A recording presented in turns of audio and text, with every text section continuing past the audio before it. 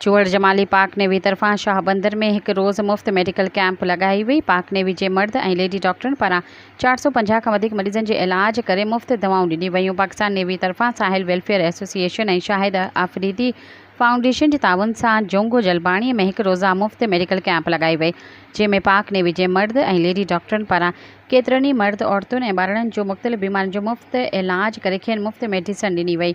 हिन मौक़े ते पाकिस्तान नेवी जे लेफ्टिनेंट अज़ीर मीडिया सां ॻाल्हाईंदे चयो त पाक नेवी जी वध खां वधि कोशिश रही आहे त हू पंहिंजे मुल्क जी अवाम जी ख़िदमत में मसरूफ़ हुजे, ख़ुसूसन ॿोॾि तूफ़ान वारे हंगामी हालतुनि में पंहिंजे मुल्क जी अवाम जी वध खां वधि ख़िदमत कंदी रही आहे। अॼु सजावल जे साहेली पट्टी शाहबंदर में मेडिकल कैंप लॻाए बुखार, खंघि, चमड़ी, डायरिया, मैदे ऐं ॿियनि बीमारियुनि में वरितल 450 खां वधीक मरीज़नि जो मुफ़्त इलाज करे खेनि मुफ़्त दवाऊं ॾिनियूं वयूं। इन मौक़े ते मेडिकल कैंप जे सिक्योरिटी जे इंतज़ामनि जे हवाले सां DHP Jati Wali Mohammad Chang, SHO Jongo Jalbani, Ali Ahmed Tanwari, navy police ऐं सिंध पुलिस जी वॾी तादाद में पुलिस नफ़री पिणु मौजूद हुई। सब्सक्राइब कयो अवामी न्यूज़ HD खे ऐं ताज़ा तरीन ख़बरुनि लाइ ॾिसंदा रहो अवामी न्यूज़ HD।